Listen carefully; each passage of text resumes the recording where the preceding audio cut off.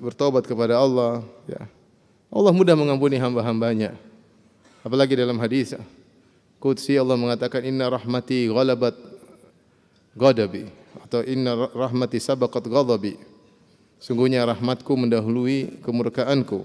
Inna rahmati ghalabat ghadabi. Sungguhnya rahmatku mendominasi kemurkaanku. Dan Allah asalnya Ghafurur Rahim. Tapi jadi masalah kalau kita punya masalah sama orang, kita zalimi orang lain.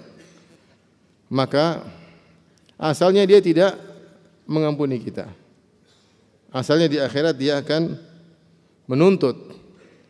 Bahkan orang terdekat akan menuntut kita, ya. Kalau ada hak dia yang kita tahan, maka dia akan nuntut di akhirat kelak. Ini perkara yang mengerikan. Saya akan bacakan perkataan Syekh Sa'di ketika beliau membawakan atau menafsirkan firman Allah dalam surat Fatir, "Wala taziru waziratu wizra ukhra, wala taziru waziratu wizra ukhra, wa in tad'u muthqalatun ila himliha la yuhmal minhu syai' walau kana dha qurba." Allah berfirman, "Wala taziru waziratun wizra ukhra," seorang tidak akan menanggung dosa orang lain. Wa in tad'u muthqalatun, kalau ada orang yang sedang jiwa yang memikul dosa yang berat, muthqalah maksudnya dia diberatkan dengan dosa-dosanya, kemudian dia menyuruh seseorang untuk menanggung sebagian dosanya, la yuhmal minhu syai', tidak ada dosanya sedikit pun yang akan ditanggung oleh orang lain, walau kana dza qurba, meskipun karib kerabatnya. Itu anaknya tidak bisa menanggung, suaminya tidak bisa menanggung, ayahnya tidak bisa menanggung, ibunya tidak bisa menanggung, kakak adiknya tidak bisa menanggung. Ada perkataan menarik dari Syekh As-Sa'di rahimahullahu taala, beliau berkata, "Fa innahu la yuhmalu an qarib." Sungguhnya dosa itu tidak akan ditanggung oleh, ya, meskipun orang dekat, kita enggak bisa nanggung dosa dia. Jangan kita bilang nanti kalau di akhirat saya mau tanggung dosa ibu saya ngurangi ibu biar saya tanggung, enggak ada. Di akhirat enggak ada begitu. Falaisat halul akhirati bimanzilati halid dunya. Kondisi akhirat tidak seperti kondisi dunia. Kalau di dunia mungkin, bukankah seorang ayah rela mati demi anaknya? Ada atau tidak? Banyak.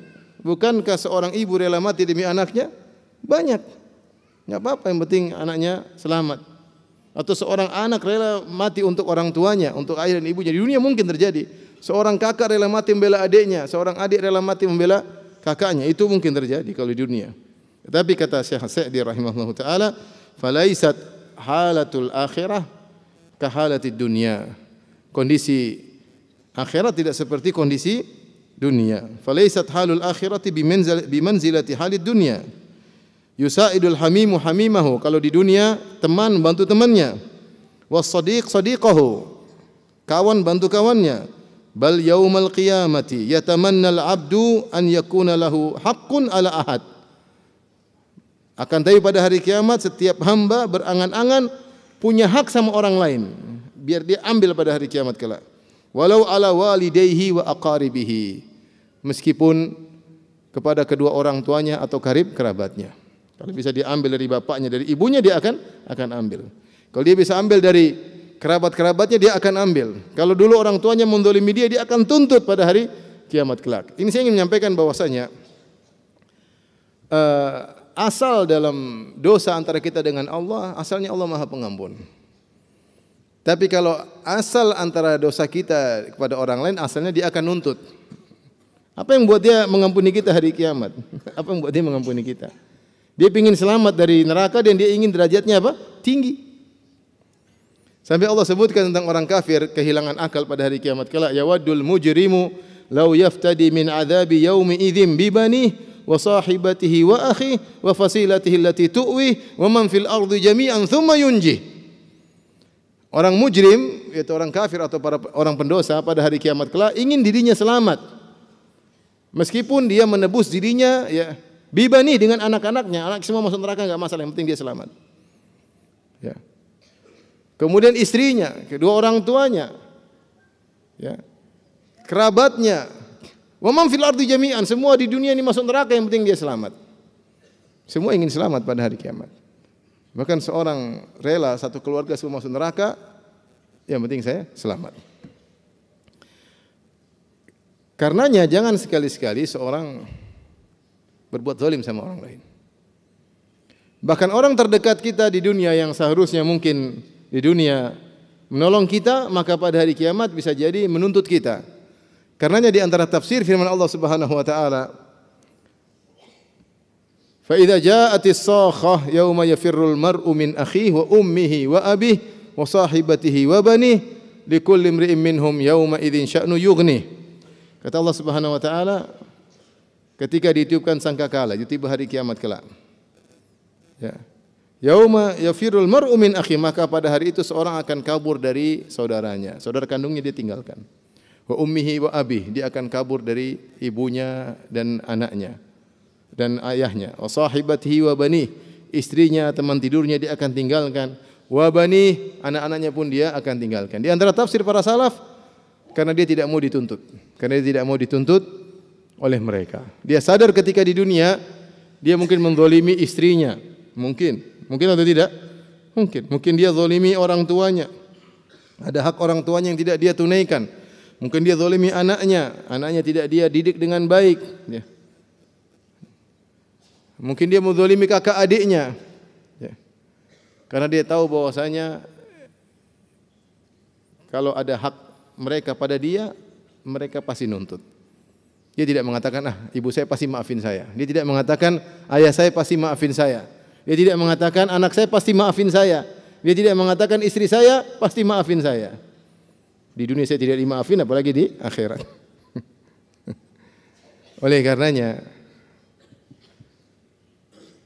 seorang berusaha tidak berbuat zalim kepada seorang pun. Inilah khulasatul ilm, intisari ilmu menurut Ibnu Umar. Kita belajar bertahun-tahun, jenggot sudah panjang, celana semakin cingkrang, tapi kita menzalimi orang lain. Terus ilmu yang kita pelajari buat apa? Keyakinan kita tentang yaumul hisab buat apa kalau kita zalimi orang lain?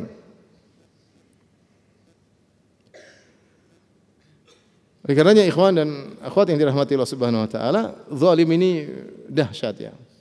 Dahsyat. Rasulullah SAW telah mengingatkan tentang bahaya berbuat zalim dalam banyak hadis. Di antaranya Nabi SAW mengatakan, ittaqudz zulm, fa inna zulma zulumatun yaumal qiyamah. Hindarkanlah diri kalian, waspadalah diri kalian dari berbuat zalim. Fa inna zulma zulumatun yaumal qiyamah. Sungguhnya perbuatan zalim adalah kegelapan yang bertubi-tubi pada hari kiamat kelak. Sungguhnya perbuatan zalim adalah kegelapan yang bertubi-tubi pada hari kiamat kelak. Ini ditafsirkan dengan dua tafsiran oleh para ulama. Pertama tafsir maknawi, yang kedua tafsir yang hakiki. Yang maknawi kata sebagian ulama bahwasanya yang dimaksud dengan az-zulmu zulumatun yaumal qiyamah, kezaliman adalah kegelapan yang bertutupi pada hari kiamat kelak. Maksudnya jika seorang hamba berbuat zalim di dunia, maka dia akan mendapatkan kepayahan, kesulitan yang bertubi-tubi pada hari kiamat kelak. Dalam segala fase perjalanan akhiratnya, mulai dari dibangkitkan, dikumpulkan di padang mahsyar, di qisas, di sidang, ya, semuanya dia mengalami kesulitan. Dia tidak mudah menghadapi. Semuanya dia mengalami kesulitan karena dia menghadapi zulumatun, ya, kegelapan yang bertubi-tubi yang menyerangnya. Tafsiran yang kedua secara hakiki bahwasanya orang yang berbuat zalim pada hari kiamat kelak akan ditimpa dengan benar-benar kegelapan. Kegelapan diartikan dengan benar-benar gelap. Kalau pendapat pertama, kegelapan diartikan dengan kesulitan, syiddah, masyaqqah, kesulitan. Yang tafsiran kedua secara hakiki benar-benar kegelapan, yaitu ketika seorang akan melewati sirat, ya, maka dia tidak akan mendapatkan cahaya. Padahal kalau melewati sirat harus ada cahaya agar sirat bisa dilihat, agar kita bisa menampakkan jari kaki kita menempuh sirat tersebut sehingga sampai ke surga, dan itu adalah rintangan terakhir, ujian terakhir melewati sirat. Sehingga para nabi seluruhnya tidak ada doa mereka kecuali 3 perkataan, Allahumma salim salim, ya Allah selamatkan, ya Allah selamatkan, ya Allah selamatkan. Ketika itu seorang sangat butuh dengan cahaya. Makanya Allah sebutkan dalam Al-Qur'an, ya. Orang-orang beriman mengatakan, Rabbana atmim lana nurana waghfir lana. Ya Rabb, kami sempurnakanlah cahaya kami. Mereka butuh dengan cahaya. Semakin orang mukmin bertingkat-tingkat, ada yang cahayanya setinggi gunung, ada yang cahayanya setinggi pohon, ada yang cahayanya kecil, ada yang cahayanya cuma sejempol, ya. Kadang nyala, kadang redup. Bagaimana kemudian seorang yang tidak ada cahaya, kemudian kegelapan bertubi-tubi meliputinya? Bagaimana dia mau selamat dari sirat tersebut? Orang-orang munafik dikasih cahaya oleh Allah Subhanahu wa taala. Mereka sudah senang dan bangga, tiba-tiba cahaya mereka diambil oleh Allah Subhanahu wa taala. Kemudian mereka minta kepada orang-orang beriman, unzuruna naqtabis min nurikum, tunggu kami, berikan sebagian kepada kami cahaya kalian. Tidak dikasih. Mereka tanpa cahaya lewat sirat masuk dalam neraka jahanam. Maka siapa yang berbuat zalim kepada orang lain, yakinlah dia akan mendapatkan kegelapan yang bertubi-tubi yang meliputinya ketika dia melewati sirat, wal iyadzubillah. Ikhwan dan akhwat yang dirahmati oleh Allah Subhanahu wa taala. Jadi pada hari ini kita sama-sama belajar untuk memastikan diri kita tidak berbuat zalim sama orang lain. Nah, bagaimana caranya agar kita bisa memastikan kita tidak berbuat zalim sama orang lain? Kita harus sadar bahwasanya dalam kehidupan ini setiap orang diliputi dengan dua hal, hak dan kewajiban. Siapapun dia pasti memiliki hak dan dia juga masih memiliki apa? Kewajiban. Sebagai seorang anak, dia punya hak kepada orang tuanya untuk dididik, dinafkahi, diarahkan, dibimbing. Dia punya hak atas orang tuanya. Dan dia punya kewajiban kepada orang tuanya untuk berbakti kepada kedua orang tuanya. Sebagai orang tua sebaliknya, dia punya hak anaknya berbakti kepadanya. Tapi dia punya kewajiban juga untuk membimbing apa? Anaknya. Punya waktu untuk ngobrol sama anaknya. Anaknya bukan cuma dicekokin harta saja. Ya, kalau cuma kasih makan hewan juga bisa. Dia harus didik apa? Didik anaknya, dekat sama anaknya. Anaknya punya hak. Sudahkah dia tunaikan hak tersebut? Sebagai seorang suami demikian juga. Dia punya hak terhadap istrinya. Hak istrinya untuk taat kepadanya. Hak kepada istrinya agar istrinya siap melayaninya. Hak agar istrinya tidak keluar rumah kecuali minta izin kepadanya. Hak atas istrinya kalau istrinya tidak boleh terima tamu kecuali dengan izinnya, itu rumah-rumah dia.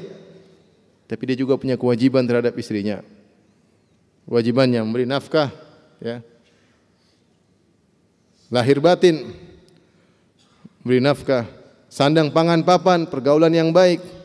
Siapapun kita pasti punya hak dan kewajiban. Sebagai anak buah, kita punya hak minta gaji sama bos. Tanggal muda atau tanggal tua minta gaji. THR wallahu a'lam. Tapi intinya kita punya hak minta gaji sama bos. Tapi kita punya kewajiban. Sudahkah kita tunaikan kewajiban kita sesuai dengan akad kerja yang sudah kita tanda tangani, jam kerja sekian? Sudahkah kita amanah? Ini semua kita harus melihat hak dan kewajiban. Bos juga demikian dan seterusnya. Bahkan pada satu orang terkumpul banyak hak dan banyak kewajiban. Dia seorang suami, dia seorang bapak, dia seorang bos, dia punya anak buah dan dia juga anak buah punya bos. Terkumpul pada dia banyak hak dan terkumpul pada dia banyak kewajiban. Nah, dalam hidup ini yang paling penting adalah kita meninggal dalam kondisi segala kewajiban sudah kita tunaikan. Itu yang namanya kita berilmu.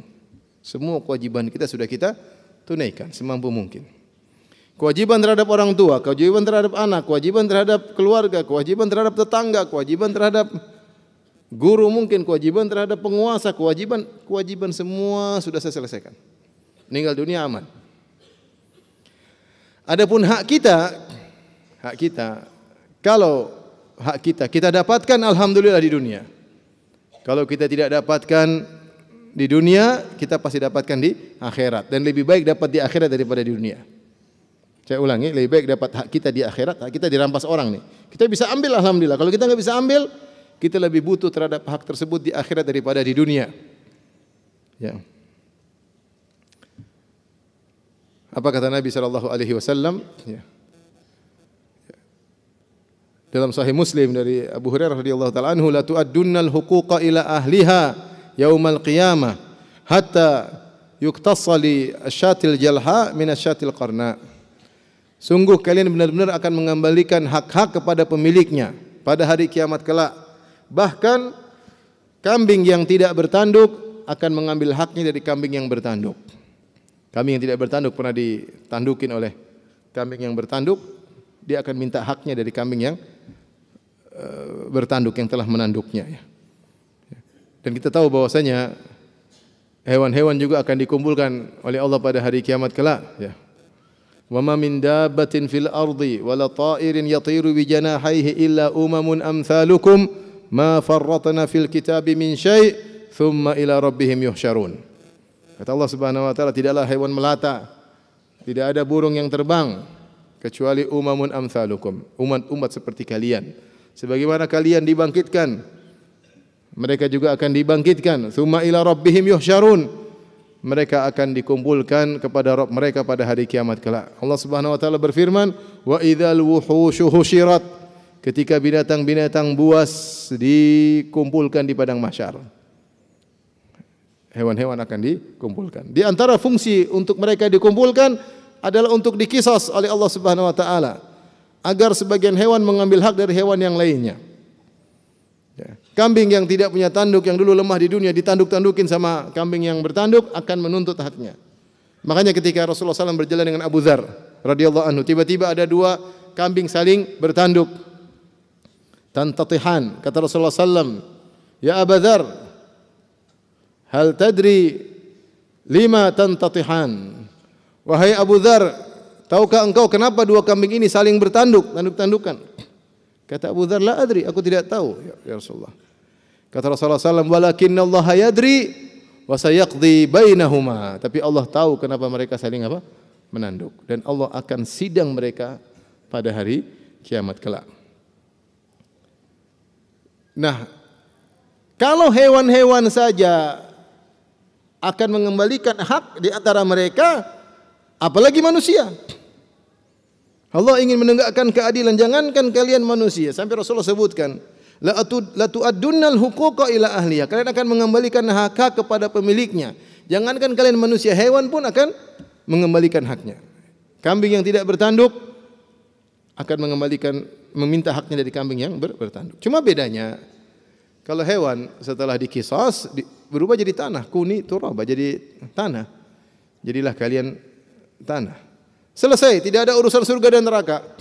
Hewan tidak ada surga dan neraka. Tidak ada hewan kambing jantan masuk surga dapat bidadari kambing betina, tidak ada. Selesai urusan. Jadi tanah, kuni turaba. Makanya ketika orang kafir melihat hewan-hewan berubah jadi tanah, mereka mengatakan, wa yaqulul kafir, ya laitani kuntu turaba. Seandainya aku menjadi tanah, selesai urusan. Tidak, kalau manusia ada kelanjutannya. Ada thawab, ada iqab. Ada nikmat, ada azab. Ada kelanjutannya. Jadi ikhwan, maksud saya begini, kalau di dunia ini ada hak kita tidak kita terima. Ada orang zalim sama kita, mengambil hak kita, mengambil tanah kita, mengambil harta kita, menjatuhkan harga diri kita, kita boleh bersedih, tapi jangan terlalu bersedih. Hari kiamat nanti akan kita ambil. Dan kita lebih baik kalau secara kenyataan lebih baik kita ambil hak tersebut di akhirat daripada di dunia. Taruhlah kita dapat uang, kita dirampas, kita ambil, ya paling buat makan, beli mobil, buat apa? Untuk kebutuhan dunia. Tapi kalau itu kita ambil di akhirat untuk menyelamatkan kita dari neraka dan masukkan di dalam apa?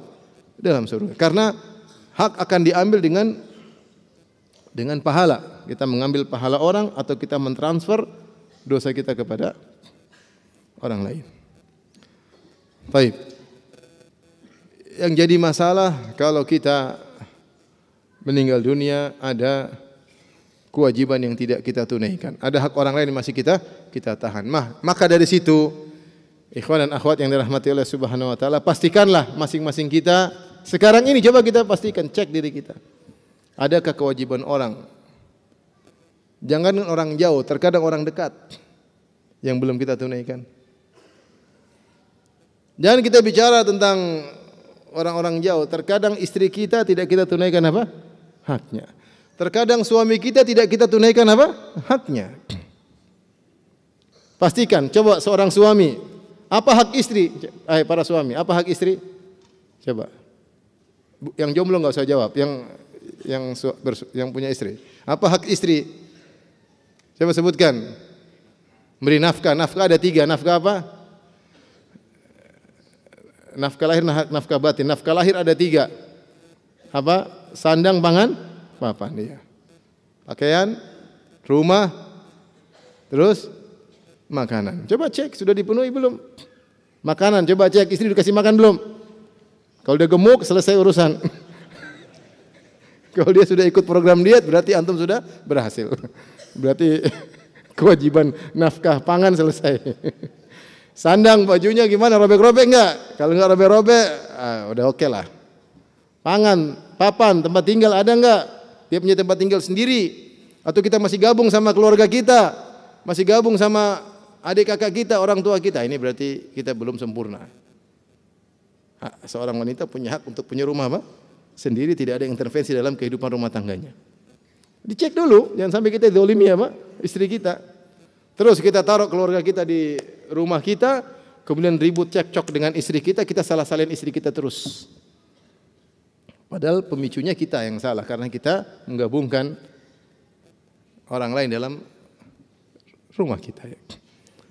Ini contoh sederhana terkadang kita lalaikan ya. Nafkah batin, sudahkah kita bergaul dengan baik? Kita ajak ngobrol dengan baik? Atau setiap pulang ke rumah cuma suruh kerok aja badannya, enggak pernah ajak ngobrol. Coba cek.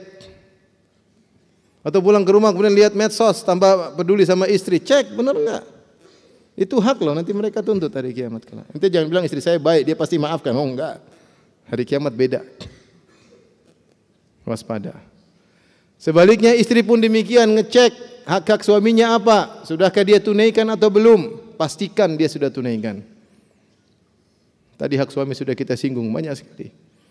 Taat sama suami. Tidak boleh angkat suara di hadapan apa? Suami.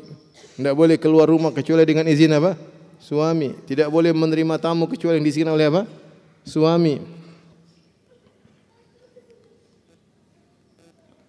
Buktinya betapa banyak wanita masuk neraka gara-gara tidak menunaikan hak suami. Hadis yang masyhur yang sering disampaikan ketika Rasulullah SAW khutbah Id, kemudian Rasulullah SAW mengkhususkan nasihat kepada para wanita. Kata Rasulullah SAW, ya ma'asyaran nisa tasaddaqna, wahai para wanita bersedekahlah. Fa inna kunna aktsara hatabi jahannam, sungguhnya kalian banyak penghuni neraka jahannam. Ada wanita bertanya, lima ya Rasulullah, kok bisa ya Rasulullah? Kata Rasulullah SAW, li'anna kunna takfurnal ashir, karena kalian tidak tahu berterima kasih kepada suami. Kufur sama suami. Suami udah kerja setengah mati, banting tulang, dibanting orang, pulang masih diomelin. Takfurnal ashir. Wa tukthirna syakah, suka mengeluh kepada suami tentang kehidupannya yang kurang ini, kurang ini, ngeluh terus. Iya kalau suaminya malas kerja, dia ngeluh enggak apa-apa. Suami udah kerja setengah mati masih dikeluh-keluhkan terus. Atau dia mengeluhkan suaminya kepada orang lain. Wa tukthirna la'nah. Kalian suka mengumpat. Ini dalil bahwasanya ketika seorang wanita tidak menunaikan hak suaminya maka dia terancam dengan neraka jahanam. Maka kita ngecek diri kita masing-masing ya. Apakah kita sudah menunaikan kewajiban-kewajiban orang-orang terdekat kita, orang tua kita, sudah kita tunaikan kewajiban kita kepada mereka. Anak-anak kita, coba cek, sudah kita didik belum? Sudah kita arahkan belum? Sudah jadi teman dekat kita belum? Atau kita cuekin, hanya cari uang, tidak kita ajak ngobrol, kita cuekin, tidak kita arahkan, malah kita sesatkan, memberikan kemewahan kepada dia, sehingga kemudian dia semakin parah dengan kemewahannya tersebut. Nah, ini semua harus kita perhatikan ya. Ikhwan dan akhwat yang dirahmati Allah Subhanahu wa taala, adapun kezaliman terkait dengan hak-hak dan hak-hak kembali kepada 3 perkara secara umum terkait dengan darah, harta dan harga diri. Sebagaimana Rasulullah SAW ingatkan ketika haji wada, kata Rasulullah SAW, Inna dima'akum wa amwalakum wa a'radakum haramun alaikum ka hurmati yaumikum hadha fi syahrikum hadha fi baladikum hadha. Sungguhnya darah kalian haram, tidak boleh ditumpahkan. Sungguhnya harta kalian haram, tidak boleh kalian pakai atau gunakan, langgar harta orang, dan harga diri kalian haram, tidak boleh kalian jatuhkan di antara kalian. Sebagaimana kehormatan hari ini, yaitu Yaumun Nahar, hari terbaik sepanjang tahun, Yaumun Nahar. Kalau malam terbaik adalah Lailatul Qadar, siang terbaik adalah hari Nahar. Fi baladikum hadha fi syahrikum hadha, di bulan ini, bulan Dzulhijjah, Syahrul Hurum. Kemudian fi baladikum hadha, di tanah suci Mekah. Kalau kalian di Mekah tidak berani berbuat zalim, tidak berani kalian melanggar aturan-aturan yang ada di kota Mekah, maka janganlah kalian melanggar 3 perkara ini: darah, harta, dan harga diri orang lain. Ya. Kemudian Rasulullah SAW mengatakan, Allahumma syahad. Ya. Qad ballagtu, apa aku sampaikan? Kata para sahabat, sudah ya Rasulullah. Kata Rasulullah, Allahumma fashhad. Ya Allah, saksikanlah aku sudah menyampaikan hal tersebut. Ya. Maka dalam hidup ini, ya, jangan kita menumpahkan darah orang lain, jangan kita mukul orang lain, ya, jangan kita gampar orang lain. Ya. Itu berbahaya, karena itu berbuat zalim kepada orang lain. Terkait dengan harta, jangan kita makan harta orang lain sama sekali. Jangan. Sampai sebagian ulama menyebutkan di antara menggunakan harta orang lain secara haram, misalnya menggunakan barang dia tanpa kita minta izin. Dia punya barang kita pakai tanpa kita minta izin. Dia punya hak, kemudian kita pakai diam-diam kita kembalikan, ini tidak boleh. Di antara contoh yang mereka sebutkan sebagian ulama untuk zaman sekarang, contohnya di masjid. Di masjid ada sendal kita pakai untuk wudu, sendal orang. Kita punya sendal sendiri, sendal kulit. Karena kita enggak mau sendal kulit kita rusak, basah, kita simpan. Kita pakai sendal orang, kemudian kita gunakan wudu, masuk WC, kemudian basah-basah tanpa minta izin kepada pemilik pemilik sendal. Itu mengganggu atau tidak? Mengganggu. Dan di antara yang terganggu adalah saya, ya. Saya dulu kadang-kadang saya ke masjid, tahu-tahu sendal saya mungkin sendalnya kurang bagus, ya. Dulu tapi, ya. Dipakai orang, kemudian basah-basah, ya. Kita keluar dari masjid pingin kering. Ini siapa yang pakai ini? Ya, kan enggak boleh. Enggak boleh. Kecuali dia enggak punya sendal, dia juga punya sendal. Cuma dia enggak mau sendalnya basah, maunya sendal kita yang basah. Kelihatannya sepele tapi tidak boleh. Itu berbuat zalim sama orang lain. Ikhwan dan akhwat yang rahmati Allah Subhanahu wa taala, maka kalau kita berbuat zalim sama orang sekarang, maka hendaknya segera kita minta dihalalkan. Kata Nabi sallallahu alaihi wasallam, "Man kanat lahu madlamatun li akhihi min irdin aw syai'in falyatahallalhu minhu al-yawm qabla la yakuna dinar wala dirham. In kana lahu amalun salih ukhidha min hasanatihi qadra madlamatihi." Atau kama qala Nabi sallallahu alaihi wasallam. Kata Rasulullah sallallahu alaihi wasallam, siapa yang berbuat zalim kepada saudaranya terkait dengan harga dirinya, dia jatuhkan hari orang lain, dan ini di antara kezaliman yang sering terjadi dan diremehkan oleh orang, menzalimi orang lain dari sisi harga diri. Menjatuhkan dia, merendahkan dia, menghina dia, ya. Hati-hati, ya. Kemudian siapa yang punya perbuatan zalim kepada orang lain, maka hendaknya minta dihalalkan. Hari ini juga kata Nabi sallallahu alaihi wasallam, "Falyatahallalhu minhul yaum", minta dihalalkan pada hari ini. Sebelum meninggal, kemudian kalian bertemu di hari tidak ada dinar, tidak ada dirham. Kalau memang halalkan bukan pakai dinar, bukan pakai dirham, tapi harus bayar pakai pahala. Kalau kita punya pahala, pahala kita diambil. Itulah orang bangkrut pada hari kiamat kelak, sebagaimana hadis yang antum semua sudah tahu. Al-muflisu min ummati man ya'ti yaumal qiyamati bi salatin wa zakatin wa siyamin wa ya'ti wa qad syatama hadza wa daraba hadza wa akala mala hadza wa safaka dama hadza. Orang yang bangkrut pada hari kiamat kelak itu tadinya orang di dunia hartanya banyak, tiba-tiba asetnya banyak, tiba-tiba habis. Demikian pada hari kiamat kelak ada seorang yang bangkrut dari umatku. Dia punya pahala salat, pahala zakat, pahala puasa. Dia bawa pahala tersebut pada hari kiamat kelak, tapi habis semuanya. Kenapa? Di dunia dia pernah menzalimi ini, pernah mukul ini, pernah makan harta orang ini, pernah menumpahkan darah orang lain, maka kemudian dia harus bayar dengan kebaikan-kebaikannya. Fa yu'ta min hadza min hasanatihi wa hadza min hasanati. Kebaikannya dia bagi-bagi. Fa in faniyat hasanatuhu qabla an yuqdha ma alaih. Kalau pahalanya sudah habis padahal urusannya belum selesai, ukhidat min sayyiatihim, maka dosa-dosa mereka diambil, faturihat alaih, dilemparkan kepada dia, summa turiha finnar, kemudian dimasuk dalam neraka jahanam. Kemudian ikhwan, jangan gampangkan masalah apa? Masalah zalim. Masalahnya kita lihat kenyataan dalam hidup ini, orang menggampangkan berbuat zalim. Di antara orang yang diberi taufik oleh Allah, dia bisa minta dihalalkan sebelum meninggal dunia. Sebelum meninggal dunia. Kalau belum meninggal dunia minta dihalalkan alhamdulillah. Saya tahu ada seorang dai, ustaz. Kejadiannya sekitar tahun 99. Ini kisah nyata. Kejadian ribut di antara ikhwan. Saya hadir ketika itu dalam acara tersebut. Kemudian salah seorang ustaz pegang teman saya begini. Diginiin. Rame berkelahi, masih beda-beda manhaj. Manhaj pendapatan dan manhaj pemikiran dia. Intinya diginiin sama teman saya, digini kan. Tapi mau pukul enggak jadi, tapi sudah digini mau dipukul. Selesai di tahun 99 atau 98 saya lupa. Berjalan sampai tahun 2000, sampai tahun 2015, tahun 2020 menjelang Covid atau pas Covid. Ini ustadz yang pernah giniin teman saya, kemudian dia sadar, dia cari teman saya tersebut dan dia minta maaf. Tidak lama kemudian dia meninggal dunia. Alhamdulillah.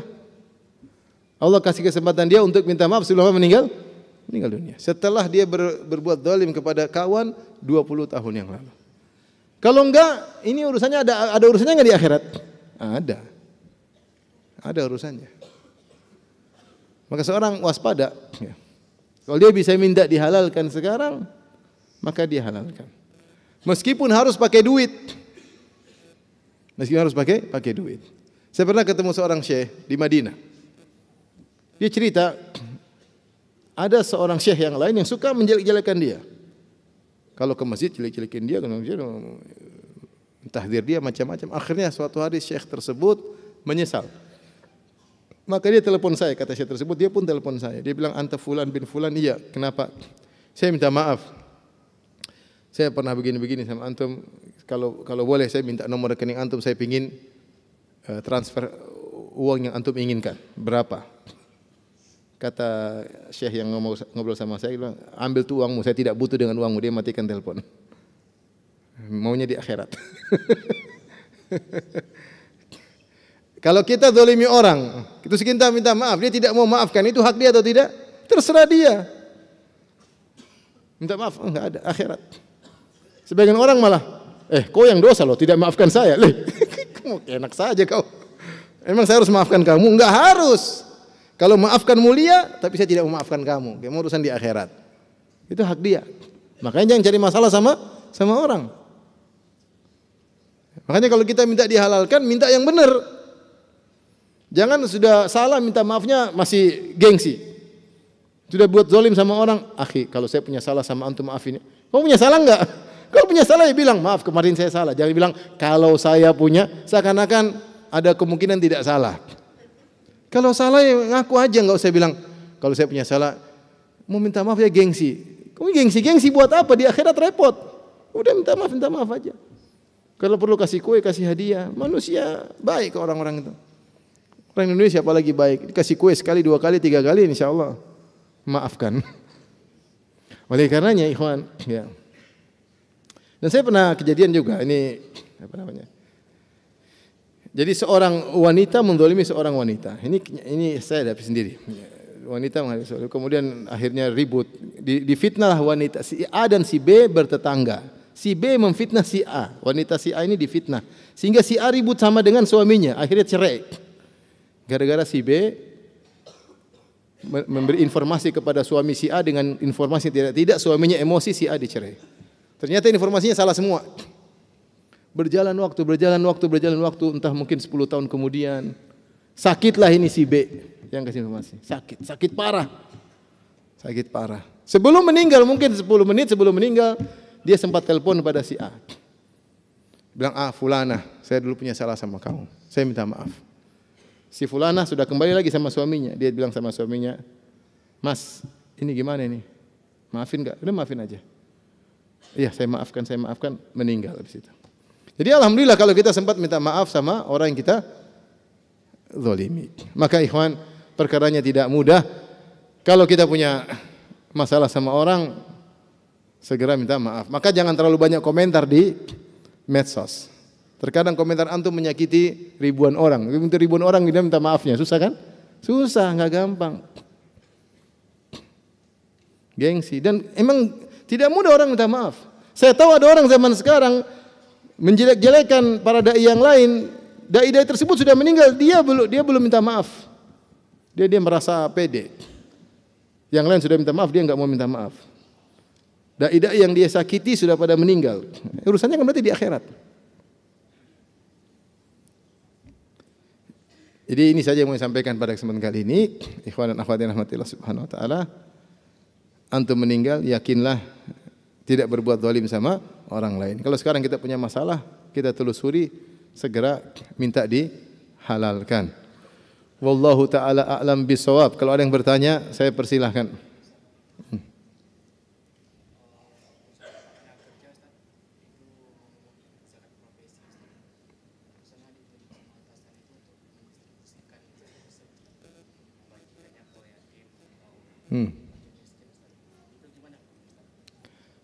Yang ditarik zakat profesi pada mau. Oh, ada yang keberatan ya. Tapi tetap kasih. Karena peraturan. Ya, sudah.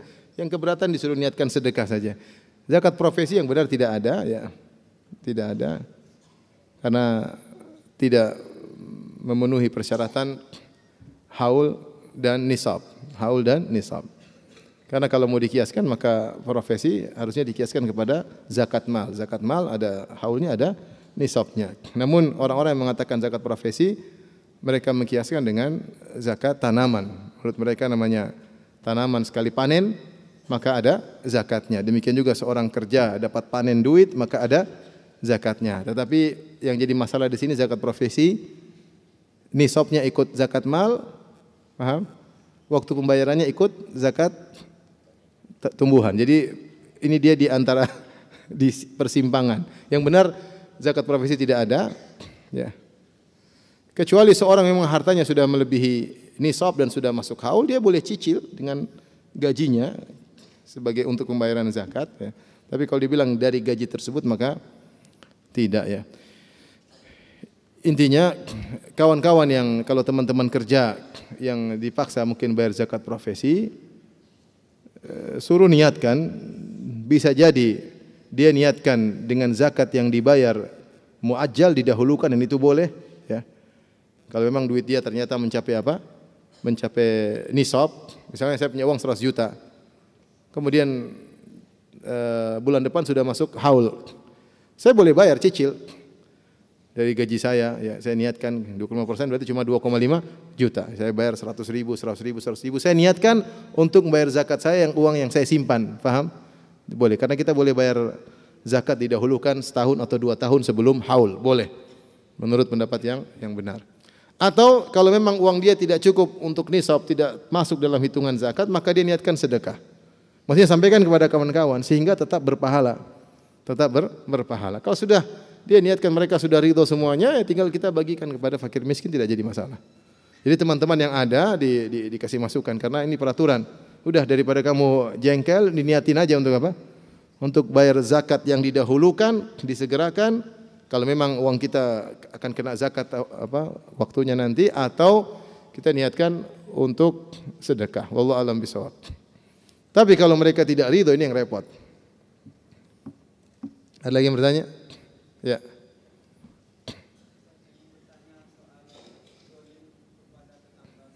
Zalim kepada tetangga. Ya. Enggak boleh zalim sama hewan aja enggak boleh, apalagi enggak boleh kita zalim kepada siapapun. Tidak bertegur sapa kenapa? Oh.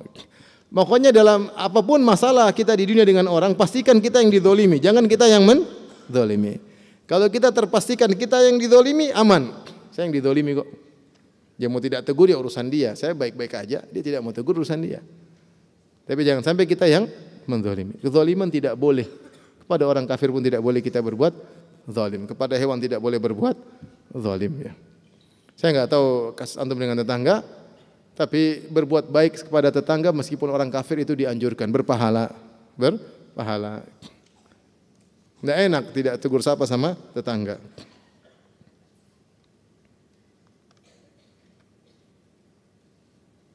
Tapi pertanyaan terakhir ada yang bertanya? Ya, silakan Pak. Waalaikumsalam warahmatullahi wabarakatuh.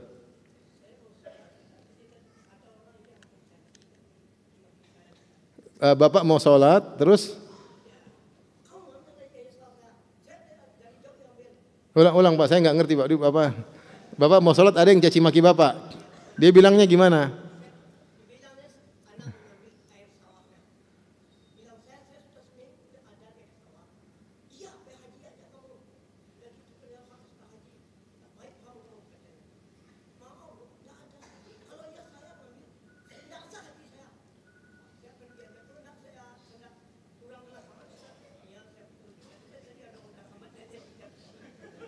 Saya nggak paham. Ada yang terjemahkan juga.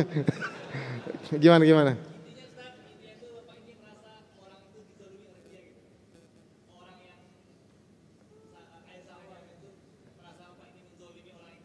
Terus gimana? Waktu dia mau sholat dia saya mau cerita aja lucu. Maksudnya tadi gimana?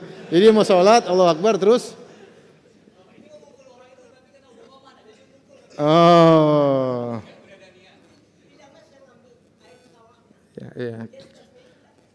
Iya. Terus Bapak mau pukul dia? Nggak jadi.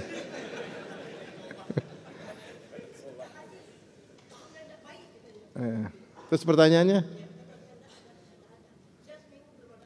Terus pertanyaannya apa Pak? Oh iya. Dia nggak jadi pukul ya?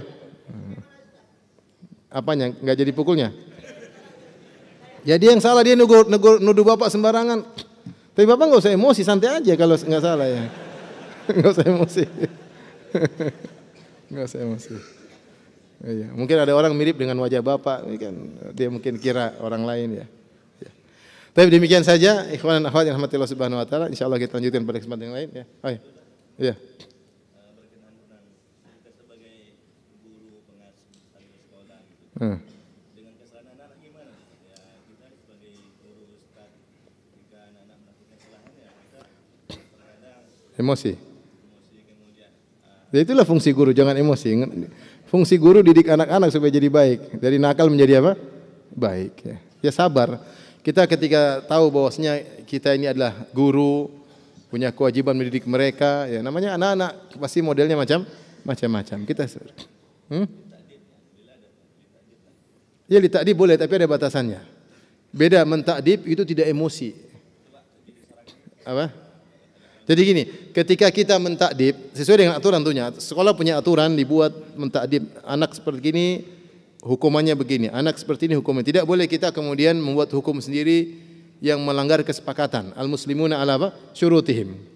Kita dibuat kesepakatan ketika dalam satu sekolah, kesepakatannya begini, kalau pelanggaran gini. Tidak boleh kita berijtihad sendiri melanggar kesepakatan karena kita bagian daripada sekolah tersebut. Misalnya kita pukul, kita hantam, kita banting, ini enggak boleh.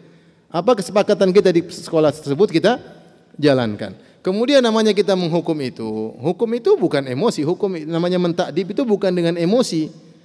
Seperti seorang ayah memukul anaknya, mukulnya untuk mendidik, maka dia pukulnya ketika tidak emosi terarah. Dia pukulnya terarah, kekerasannya juga terarah. Tapi kalau dia emosi, dia Rasulullah larang orang emosi sehingga akhirnya lepas kontrol. Akhirnya kalau dia emosi dia pasti mukul ngaco nanti. Jadi dia mukul wajahnya enggak boleh sudah, atau dia pukul dengan keras sekali. Nanti masalah jadi panjang sama orang tua sang anak. Jadi kalaupun kita menghukum dengan tidak emosi, tapi kita menghukum dengan lita'dib. Lita'dib tujuan kita untuk membuat dia menjadi lebih baik, bukan untuk mematahkan tulangnya. Ya. Oleh karenanya para guru memang ujiannya berat, ya. Karena memang mengajar anak yang nakal itu menjengkelkan memang, tapi itulah ya. Makanya orang tuanya nitip sama antum supaya antum mendidik. Orang tua juga capek. Tapi kita cari pahala, sabar ya. Sabar, mendidik anak-anak itu sabar, kita cari pahala. Kalau dia jadi orang baik kan kita pahala ngalir terus sama kita. Butuh kesabaran ya. Jangan sampai kita zalimi murid-murid kita. Wallahu a'lam bishawab. Demikian saja. Subhanakallah bihamdik asyhadu an la ilaha illa anta astaghfiruka wa atubu ilaik. Assalamualaikum warahmatullahi wabarakatuh.